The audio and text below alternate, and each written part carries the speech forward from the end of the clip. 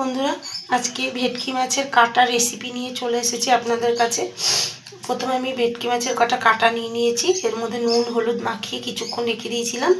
এবার আমরা নিয়ে নিয়েছি পেঁয়াজ কুচি, আর এর মধ্যে একটা মশলা আছে যেটা হচ্ছে জিরে, ধনে, মৌরি আর শুকনো লঙ্কা, এই চারটে, আর গরম মশলা। এগুলো আমি শুকনো কড়াইতে তেলে নিয়ে গুঁড়ো করে নিয়েছি। এখানে আছে চিনি, নুন, আর এখানে আছে আদা, রসুন, শুকনো লঙ্কা, হলুদ আর জিরের গুঁড়ো। এগুলো আমরা অল্প দিয়েছি যেহেতু এখানে ভাজা মশলাটাও দেওয়া হবে। আর এখানে নিয়ে নিয়েছি টমেটো কুচি। এবার আমি মাছটাকে ভেজে নেব। এবার কড়াইতে তেল দিয়ে দিয়েছি, তেল গরম হয়ে গেছে। এবার আমি আস্তে আস্তে সাবধানে এই কাটাগুলো ভেজে নেব। কাটাগুলো লাল করে ভেজে নিয়েছি। এবার এই তেলেই আমি পেঁয়াজ ভেজে নেব। সামান্য একটু নুন দিয়ে দেবো পেঁয়াজে, তাহলে পেঁয়াজটা ভালো মজে যাবে। দিয়ে পেঁয়াজটাকে আমি হালকা লাল করে ভালো করে ভেজে নেব। হালকা ভাজা হয়ে গেছে। এবার আমি একে একে আদা, রসুন, জিরের গুঁড়ো, লঙ্কার গুঁড়ো আর হলুদ গুঁড়ো বাটা দিয়ে দিলাম। দিয়ে সামান্য পরিমাণে একটু জল দিয়ে দেবো। দিয়ে এটাকে আমি ভালো করে কষিয়ে নেব। টমেটোটাকে দিয়ে দেবো। দিয়ে একদম মিডিয়াম আঁচে রেখে আমরা এটাকে ঢাকা দিয়ে দেবো। হালকা একটু জল দিয়ে দেবো, নাহলে টমেটোটা সিদ্ধ হবে না। আর আমরা আস্তে মিডিয়াম আঁচে দিয়ে এটাকে ঢাকা দিয়ে দেবো যাতে টমেটোটা এর মধ্যে সিদ্ধ হয়। তার আগে একটু নুন দিয়ে দেবো ওর মধ্যে।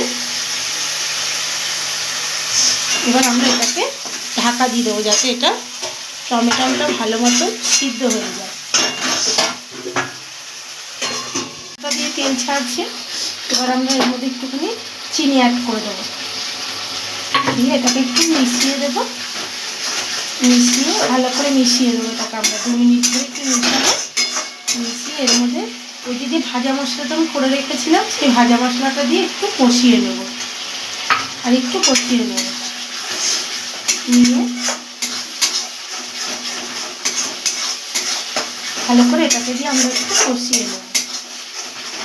নিয়ে এবার আমরা মাছটাকে এর মধ্যে দিয়ে দেবো, কাটাগুলো দিয়ে এবার এটাকে আমরা হালকাভাবে একটু নাড়াচাড়া দিতে থাকবো।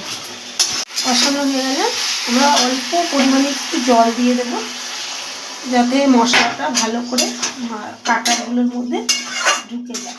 দিয়ে এবার এটাকে আমরা একদম মিডিয়াম আঁচে রেখে ঢাকা দিয়ে দেবো।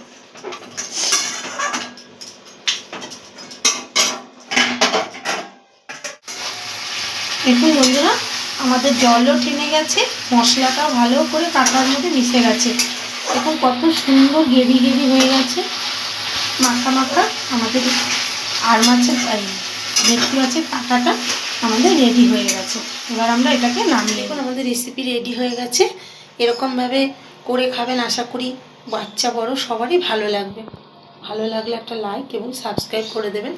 ভালো থাকবেন, সুস্থ থাকবেন। দেখা হবে পরের একটি রেসিপি নিয়ে।